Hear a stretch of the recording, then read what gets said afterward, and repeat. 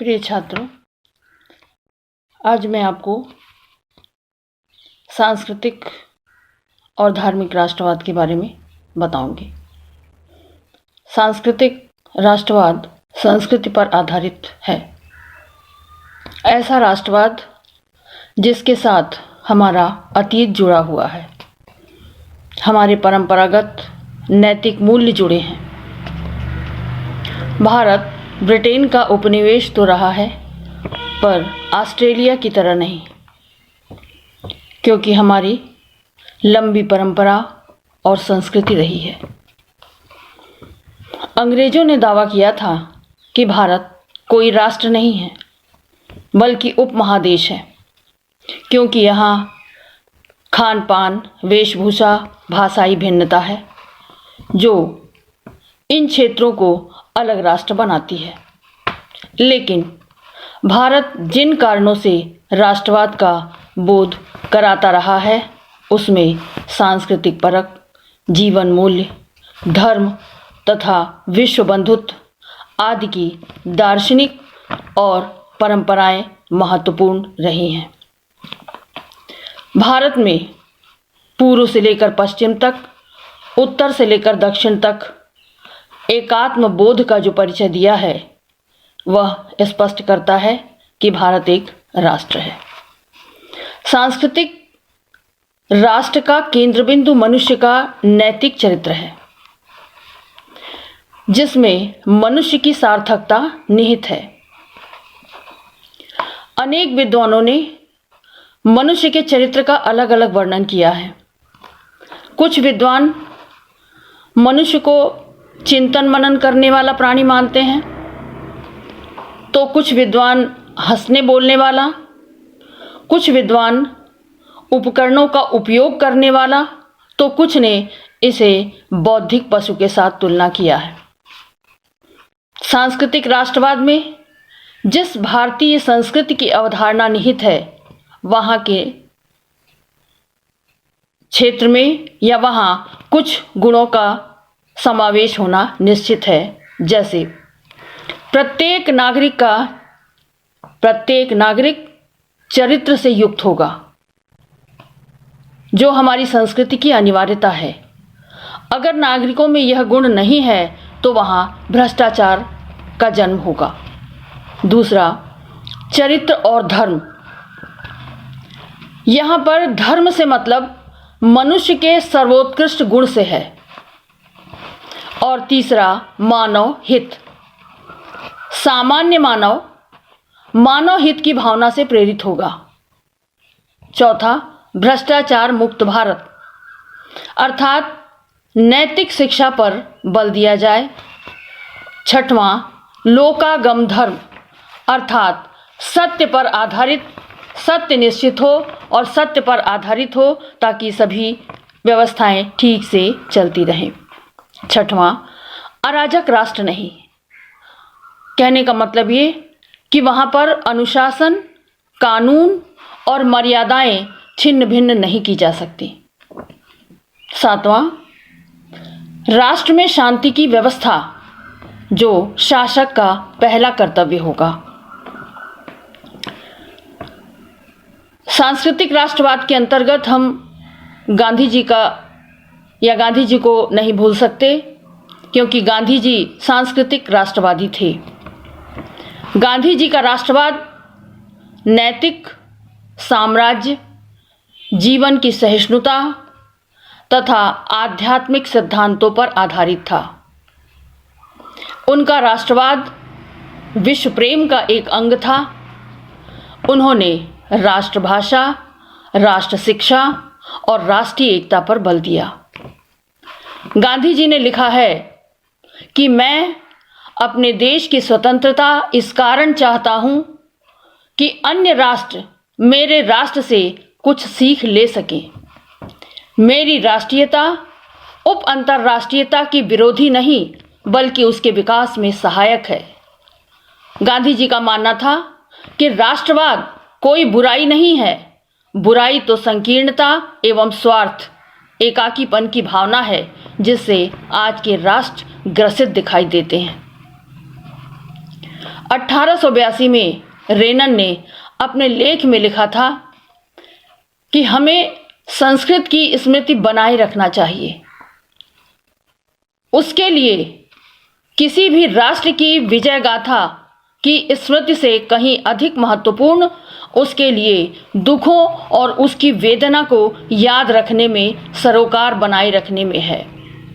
कहने का मतलब यहाँ रेनन ने राष्ट्रवाद को उसकी सांस्कृतिक आत्मा और आध्यात्मिक सिद्धांत से जोड़ा है। साथ ही राष्ट्र की विजय गाथा से अधिक ध्यान राष्ट्र की भूतकालीन पराजय त्रासद स्मृतियों को माना है, जिससे कोई भी राष्ट्र अपने नवनिर्माण के लिए, अग्रोन्मुख विकास के लिए सबक ले सके। सांस्कृतिक राष्ट्रवाद और विकास परस्पर विरोधी न होकर इतिहास और संस्कृति के विकास में बराबर के भागीदार हैं। सांस्कृतिक राष्ट्रवाद सबसे पहले मनुष्य को विकसित करता है, जो उसके सर्वांगीण विकास में प्रक्रिया बन जाती है। अब मैं आपको धार्मिक राष्ट्रवाद के बारे में बताऊंगी।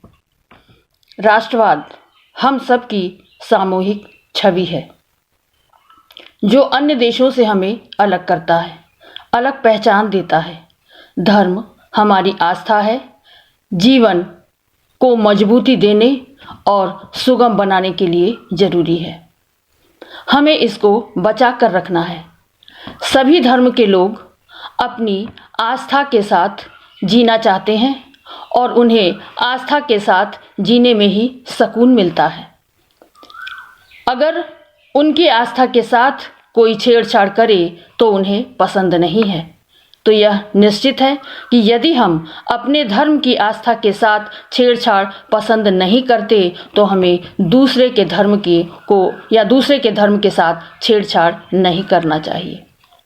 धर्म हर समुदाय के लोग या हर धर्म में कुछ समुदाय के लोग उग्र विचारधारा के पोषक होते हैं, जो समय समय पर देश की समरसता को भंग करने की कोशिश करते हैं। ऐसे वर्गों का लाभ सत्ता लोलुप लोग लेते रहते हैं। यह व्यवस्था समाप्त नहीं हो सकती। यह आज है और आगे भी चलती रहेगी, क्योंकि यह इनके स्वभाव में है।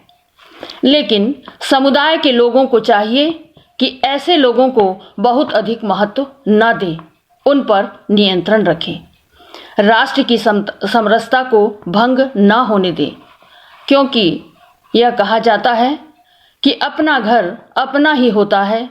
रिश्तेदार का घर कितना भी अच्छा क्यों ना हो, लेकिन हम सिर्फ कुछ दिन तक ही उनके घर रह सकते हैं। उसी प्रकार पड़ोसी देश कितना भी प्यारा क्यों ना हो, वहाँ अधिक दिन तक हम निवास नहीं कर सकते और न ही वह देश हमें अपने संसाधनों का अधिक दिन तक उपभोग भी करने देगा। अतः आवश्यक है कि हम जैसा राष्ट्र चाहते हैं वैसा राष्ट्र बनाएं, लेकिन इसके लिए हमें आपस में मिलजुल कर भाईचारे की भावना के साथ अपने राष्ट्र का निर्माण करना होगा। धर्म के नाम पर देश का विभाजन राष्ट्रवाद की भावना को कमजोर करता है। राष्ट्रवाद अपने देश की भूमि में रहने वाले लोगों को आत्मीयता का भाव देता है, जहां विविधताओं के बीच एक रूपता है। किसी भी धर्म को संदेह की दृष्टि से देखना उचित नहीं है। रोमन और इस्लामिक देशों का गठन धर्म के आधार पर ही हुआ था। अब धार्मिक राष्ट्रवाद के अंतर्गत यदि हमने विवेकानंद को याद नहीं किया तो हमारी धार्मिक राष्ट्रवाद की भावना अधूरी रहेगी। विवेकानंद का विश्वास था कि राष्ट्र एक स्वायत्त इकाई है। प्रत्येक राष्ट्र का जीवन किसी एक प्रमुख तत्व की अभिव्यक्ति है। भारत के इतिहास में धर्म का अपना महत्वपूर्ण स्थान है। विवेकानंद लिखते हैं, प्रत्येक राष्ट्र का जीवन एक प्रधान तत्व हुआ करता है, अन्य सब वस्तुएं गौण हैं। विवेकानंद ने राष्ट्रवाद के धार्मिक सिद्धांत का प्रतिपादन इसलिए किया क्योंकि वे समझते थे कि आगे चलकर धर्म ही भारत के राष्ट्रीय जीवन का आधार बनेगा।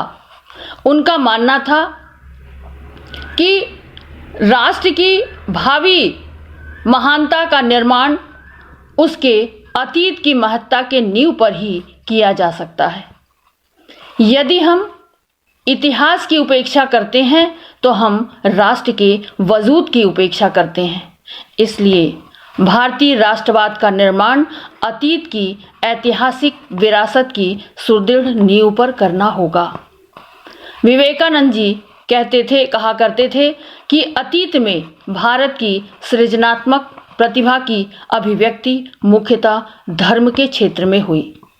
धर्म ने भारत में एकता तथा स्थिरता बनाए रखने में एक सृजनात्मक शक्ति का काम किया था। यहाँ तक कि कभी राजनीतिक सत्ता शिथिल और दुर्बल हुई तो धर्म ने उसे पुनः स्थापित करने का कार्य किया था। विवेकानंद ने कहा था कि धर्म ही निरंतर भारतीय जीवन का आधार रहा है। इसलिए सभी सुधार धर्म के आधार पर किए जाने चाहिए ताकि उस क्षेत्र की बहुसंख्यक जनता उन्हें स्वीकार कर सके। अतः राष्ट्रवाद का आध्यात्मिक और धार्मिक सिद्धांत राजनीतिक जीवन को विवेकानंद की प्रथम और महत्वपूर्ण देन माना जा सकता है।